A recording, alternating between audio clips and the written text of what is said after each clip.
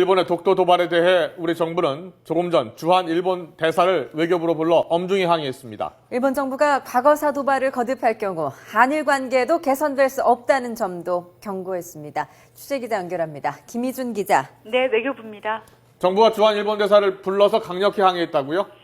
네, 정부가 독도 영유권을 주장한 교과서 검정 통과에 대해 배시 요구로 주한 일본 대사를 외교부로 불러 엄중히 항의했습니다. 조태용 외교부 1차관은 배시오 대사에게 독도는 역사적, 지리적, 법적으로 우리 고유의 영토이며 어떤 논쟁도 존재하지 않는다는 점을 명확히 했다고 정부 당국자가 전했습니다. 또 일본이 한반도 침탈 과정의 첫 희생물인 독도에 대한 영유권을 주장하는 것은 한반도 침탈의 역사를 정당화하는 것이라며 우리 국민에게는 다케시마는 존재하지 않고 오로지 독도만 있을 뿐이라고 강조했다고 밝혔습니다. 조 차관은 이와 함께 미야자와 관방장관 담화와 근린제국 조항 등 일본 정부의 약속과 달리 일본 교과서 역사 기술이 반대 방향으로 가고 있는데 큰 우려를 표한 것으로 전해졌습니다. 배쇼 대사는 이에 대해 본국 정부에 충실히 보고하겠다는 원론적인 입장만 밝혔습니다. 주한 일본 대사 조치는 일본의 과거사 도발에 대한 우리 정부의 강력한 항의의 뜻을 나타내는 조치로 정부는 지난 1월 일본이 교과서 해설서 지침에 독도 영유권을 주장했을 때도 배쇼 대사를 불러들인 바 있습니다. 네, 정부는 또 성명을 통해서도 일본의 행보를 규탄했는데 아무래도 한일 관계에 악영향을 미치겠죠.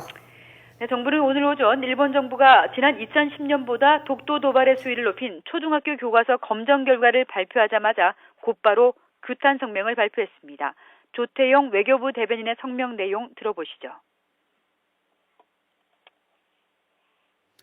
아베 총리가 불과 3주 전 국회에서 역대 내각의 역사인식을 계승한다고 공언하고서도 초등학생들에게까지 제국주의 침탈의 역사를 왜곡, 은폐하는 교육을 실시한다면 이는 스스로의 약속을 저버릴 뿐 아니라 일본의 미래 세대를 국제사회로부터 고립시키는 우를 범하는 것임을 명심해야 할 것이다. 우리 정부는 일본 정부가 교과서 검정 제도를 빙자하여 독도에 대한 도발을 계속한다면 한일 관계 개선의 길은 멀어질 수밖에 없다는 점을 분명히 경고하는 바이다. 외교부는 일본이 독도 영유권을 주장한 외교 청서에 대해서도 반박 성명을 발표하고 한일 관계는 물론 동북아 평화와 안정에도 심각한 손상을 초래할 것이라고 경고했습니다. 일본의 교과서 검정 결과 발표는 예정된 일정이었지만 헤이그 한미일 정상회담에서 한일 두 나라 정상이 어렵게 처음으로 만난 지 열흘 만에 일본이 과거사 도발을 제기하면서 한일 관계에 다시금 걸림돌이 불거졌습니다.